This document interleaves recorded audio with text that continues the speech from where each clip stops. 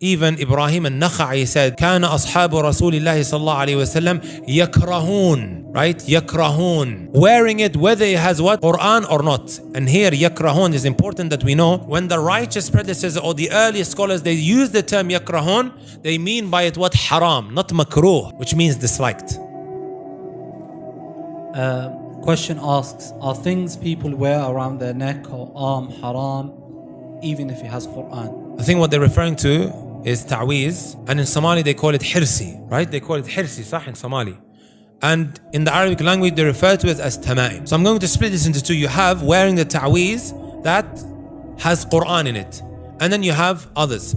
With regards to the issue of whether it has Quran in it, this is an issue, my brothers and my sisters, that the Salaf, the companions themselves differed on. You have the likes of Abdullah ibn Amr ibn As who may say, or who said in fact, that there's nothing wrong with it. Many of the companions, and this is the position of the dominant majority, right? Abdullah ibn Mas'ud, I believe Ibn Abbas as well, and many of the other companions, they said when it comes to Quran, they shouldn't, right? Even Ibrahim al-Nakha'i said, كان أصحاب رسول الله صلى الله عليه وسلم يكرهون, right? يكرهون. Wearing it whether it has what?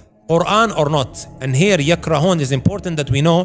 When the righteous predecessors or the early scholars, they use the term yakrahun, they mean by it what? Haram, not makruh, which means disliked. That's a very, very important distinction that the usuliyun mention, right? And their reasonings are many. One of them is that the Messenger sallallahu alaihi wasallam, he taught us how to protect ourselves. When we have the companions, my brothers and my sisters, differing and their views are clashing, you shouldn't favor one over the other. I'm just going to take what this companion said and leave the other. No, what we need to do in these kind of cases is that which is closest to what the Messenger sallallahu alaihi wasallam have said. And what did the Messenger sallallahu alaihi wasallam teach us? إِذَا أَوَيْتِ إِلَى فِرَاشِكَ, when you now come to your bed, you will remain under the protection of Allah subhanahu wa ta'ala when you've read Surah Ayat al-Kursi, right? He said, فَقْرَأُوا Ayat al-Kursi. He will remain under the protection of Allah حَتَّى يُصْبِحْ, until the morning. So this is what the Messenger sallallahu alaihi wasallam taught us, and he could have taught us this, but he didn't.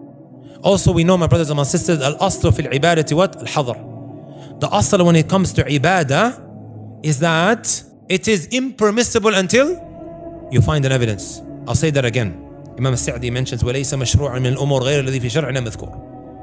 You cannot do anything in the religion until you have an evidence. Agreed? Can I just decide to start praying now, sixth prayer? Until I find an evidence, صح? I have to ask, okay, did the Messenger say it? Is it mentioned in the Quran? Where did the companions do this? I have to ask that question. And also when you think about it, my brothers and my sisters, a lot of the time people become too attached to these things that they wear around their necks, and it could lead to that which is far more problematic. You begin to rely on this when you should be drawing that kind of reliance to who? Or directing it to Allah subhanahu wa ta'ala, as He is what? Al-Hafidh. And other reasonings that the ulama mention with regards to why. You have the Quran. Other than the Quran, my brothers and my sisters, wallahi, take this from me, a lot of that which people have been prescribed, it sounds like you would prescribe some dawa, right? Some medicine. When you are sick, you go to the pharmacy and then they prescribe for you a medicine. This is what happens today. Someone has ayn or whatever, they say to him, go to so and so, and he will prescribe for you, and you don't know what's being inserted in these hirsis or these tama'im or these ta'weezes.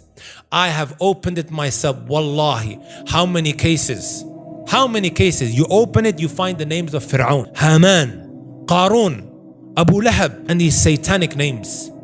There was even a project that some brothers were running. It was called the Taweez project. They would put these boxes outside of the masjids, and people would come and put it in there. You open it, wallahi, it's got devil's names on there.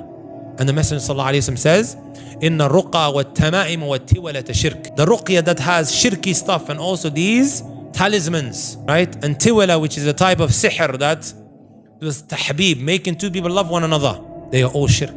In another narration, the Messenger sallallahu alaihi wasallam said, "Man 'allaqa tamimatan faqad ashrak." Messenger sallallahu alaihi wasallam saying this: whoever hangs a tamima, there's what? To fall into shirk. I hope that answers the question.